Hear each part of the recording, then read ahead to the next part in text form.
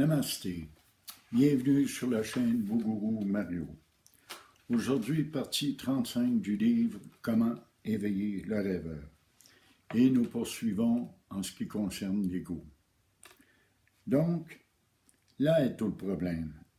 On s'identifie au corps, aux pensées, aux émotions, mais pourtant on dit que nous avons et non pas que nous sommes.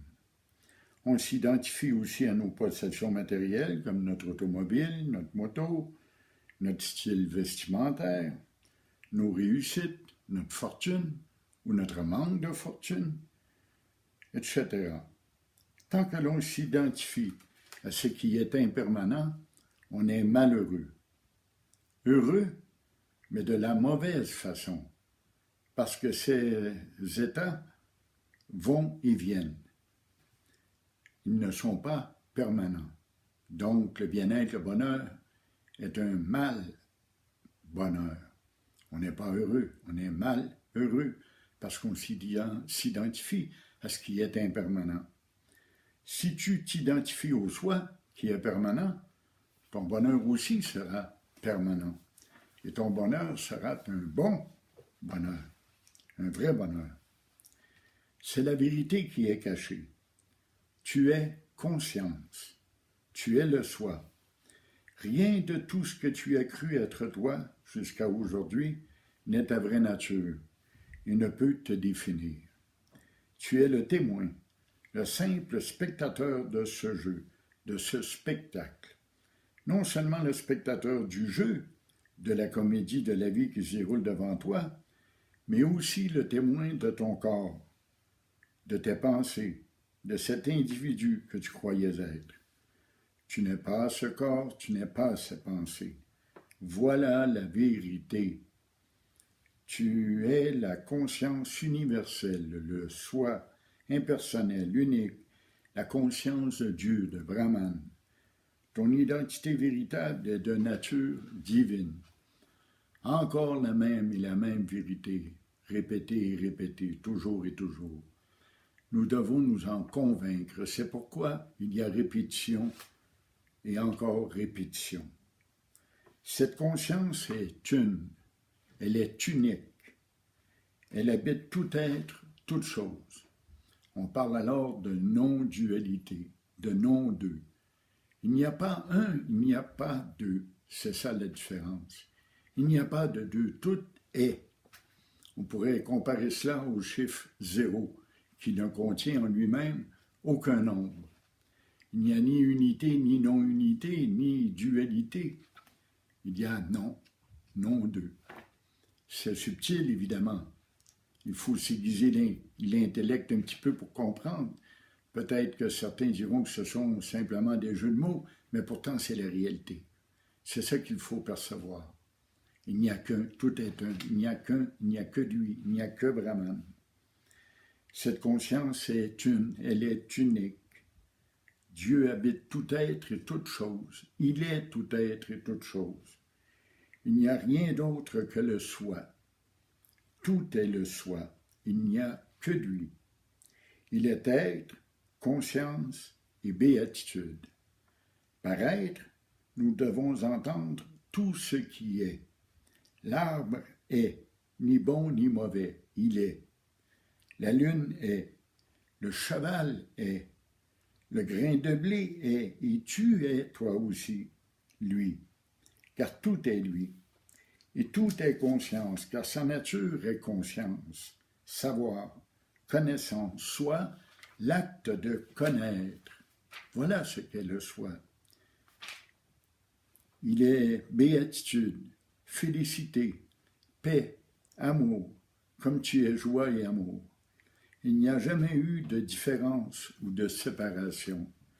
La séparation est dans le mental et pas ailleurs. Ce qui crée la séparation, c'est le fait de nommer. On dit l'arbre, la pierre, et créons deux identités là où il n'y a que le soi. Bien sûr, je le répète, c'est une commodité de langage. Pour faire voir l'arbre, il faut bien le nommer. Pour faire voir la pierre, il faut bien la différencier. Mais en vérité, dans le fond, tout est un, tout est lui, tout est Brahman. C'est ça qu'on doit réaliser dans notre vie. C'est un arbre Brahman, une pierre Brahman, un cheval Brahman. J'aime beaucoup, beaucoup, beaucoup cette image. On peut aller encore plus loin. Ton être et celui des autres, l'arbre, le chien, la lune, est unique et identique. Il n'y a qu'un être, qu'une seule et même conscience, qu'une même joie. Tout est lui, cela tu es. Tu es l'arbre, tu es tout, tu es toi. Voilà être autre, vouloir être autre ou se croire séparé de qui ou de quoi que ce soit est le plus grand de tous les péchés. Pourtant, dans l'Advaita Vedanta et surtout dans la voie directe, il n'y a aucun concept de péché. Le seul péché, le plus grand péché qui soit, je crois, c'est de croire qu'il y a des péchés. Mais ici, on nous dit que c'est le plus grand des péchés, dans le sens que c'est la plus grande offense que nous puissions faire à Dieu, c'est de croire que nous sommes différents de lui, que nous sommes séparés de lui. C'est une véritable offense, je crois. On ne peut pas voir le soi, pas plus que l'on ne peut voir ses propres yeux, qui sont les objets de la vision, de la perception visuelle. Le soi est à la fois le sujet percevant, la perception et l'objet perçu. Quelle belle image, quelle belle description. Le soi est à la fois le sujet qui perçoit, la perception et l'objet perçu. Tout est un. La seule façon de le décrire tient en 3 mots. Être, conscience et félicité. Le seul mot félicité rend mal le sens plus profond que l'on devrait lui donner et qui engloberait plusieurs états comme joie, paix, bonheur ultime ou béatitude.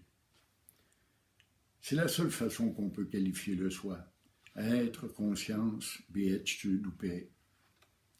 Il n'y a pas d'autre façon de le décrire parce que comme on ne peut voir nos yeux nous-mêmes, on ne peut pas voir la conscience primordiale. On ne peut pas voir ce qu'on est. Dans ce domaine-là, il n'y a pas de miroir pour se voir. Ou plutôt, il y en a un, mais on ne le voit pas. Et ce miroir-là, c'est l'univers. L'univers reflète exactement ce que nous sommes. Nous sommes cet univers. Je suis l'arbre, le petit chien, l'oiseau dans le bois.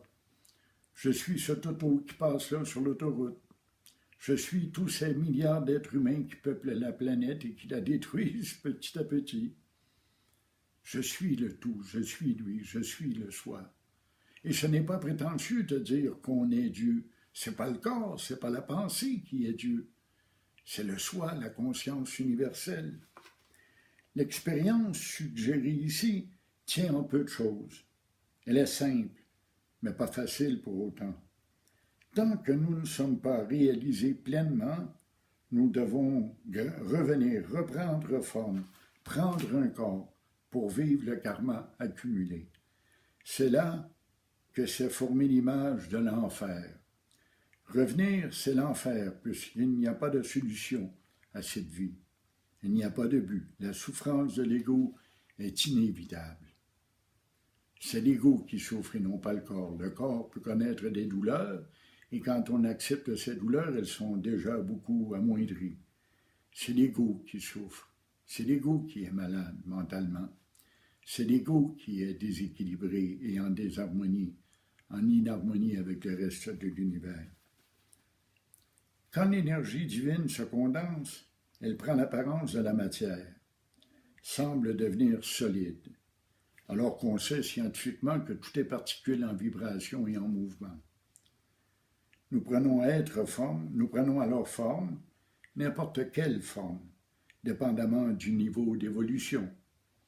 On ose croire que l'évolution passe de la matière comme une pierre, des minéraux, à une matière végétale, à une matière animale, à une matière humaine. L'homme est censé être au sommet de cette chaîne d'évolution. C'est là où tu en es. Seule la réalisation spirituelle met fin à ces cycles de naissance et de renaissance. Peu importe que tu y crois ou non, c'est une révélation des grands mystiques et des avatars qui ont habité sur cette planète.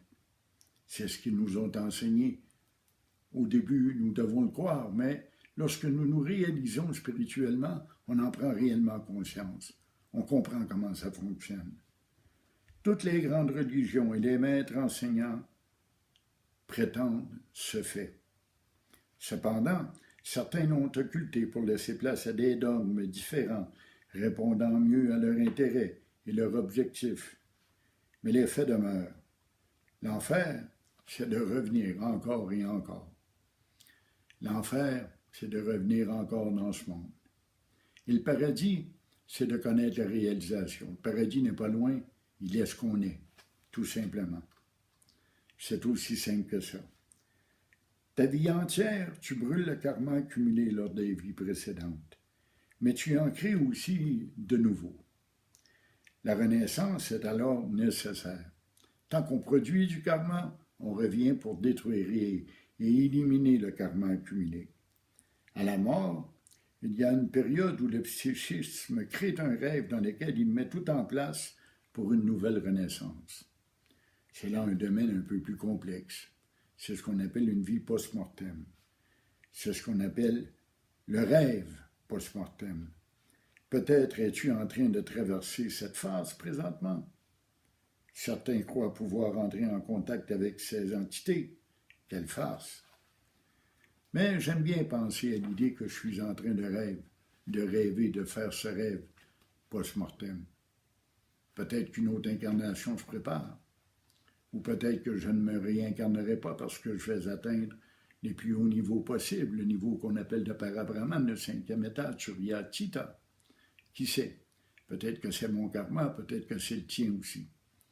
Mais je crois sincèrement que c'est le karma, la destinée de chaque être humain d'atteindre l'état de réalisation spirituelle. Nous sommes le soi. On ne peut pas être rien d'autre que le soi. On ne peut pas être un corps ou une personnalité. On ne peut pas être autre chose que lui. Et c'est lui que nous devons retrouver, que nous devons chercher d'abord et retrouver, que nous devons découvrir.